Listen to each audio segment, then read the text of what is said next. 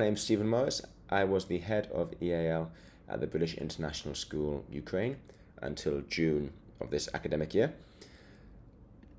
I worked there for 3 years before having to leave. And in my role, I was responsible for 3 campuses across 2 cities, ranging from EYFS to Key Stage 5. So in terms of our students, 95% were first language Ukrainian or Russian, with the remaining students either second language English speakers from different countries or first language English speakers. So the school was heavily EAL, and we would accept students in all the way up to year 9, regardless of their level. So in doing this, we need to make sure that we had effective training for teachers. And we settled on doing the Teaching in English in Multilingual Classrooms course, as well as the Teaching Young Children in English in Multilingual Classrooms course. And we offered these in the second half of my time at the school. So the last year and a half, we implemented these training courses, and the outcome was very positive on the whole school, as well as on the students. So when we were looking for training, we needed to offer training that had a clear framework for our teachers and would have a whole school impact. So we wanted a course that would be improving not just the pedagogy, but also improving our entry processes, our data tracking, our communication with parents. And the course, alongside the EAL quality mark, helped us to improve all of these areas by giving us clear guidance on what we should be doing and how we could get there. We chose the TEMC course because it is based on research, and it's aligned with my views of EAL teaching. And it also had a really good impact across the whole school, and it involved SLT in that change. So it wasn't just a course for teachers, it was a course for SLT to complete and to do and to learn from as well. So that way that the whole school change became much more effective and embedded, because everyone from teaching assistants up to the principal were engaged with the training. And of course, the key one for an international schools context was it was relatable for a range of professional backgrounds. So we have teachers and teaching assistants from around the world, all coming to our school with different ideas about what teaching is. So we wanted a multinational approach to teaching. So when we were implementing the course, there were 4 key areas that we had to focus on to make sure the course was successful. And I think the first one was, if I start on the bottom right, the dedicated time. So we ring-fenced the time on a Monday evening, an hour and a half on a Monday evening over 18 weeks. So this was a lot of time for teachers to give up, and a lot of time for the school to allow teachers to engage in this professional development as well. But it was very well worth it. SLT saw this as well, so they decided that actually, rather than doing an extracurricular activity, teachers who were training in this course could focus on that instead.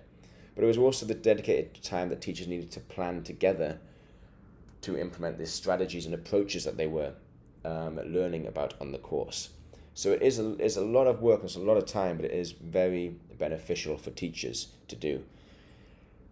And in terms of this, if we look at the bottom left, the lesson study, one of the key things to support our teachers in implementing these new strategies and approaches in the classrooms was we implemented a lesson study alongside this, which is when teachers get together to plan together, teach a lesson together, observe, and get feedback from the students about how effective that lesson was. And then teachers were able to take this and share that knowledge with their department and with the wider school afterwards.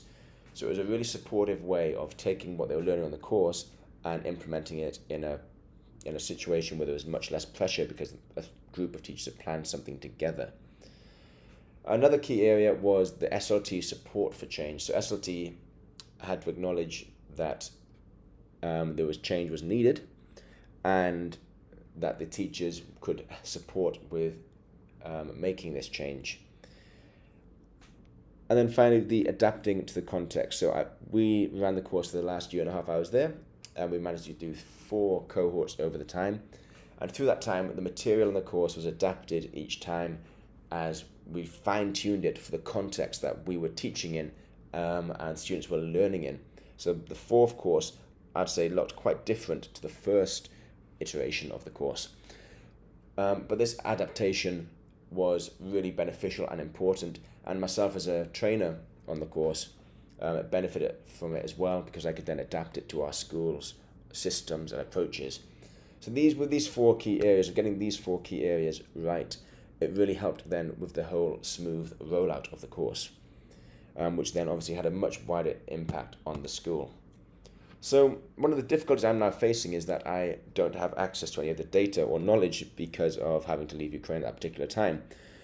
So from what we did see at the time, the impact on the school was there was a lot better support. So from learning walks that were conducted by SLT, by myself, by the heads of departments, there was a lot more effective support for EAL students going on embedded into the classrooms.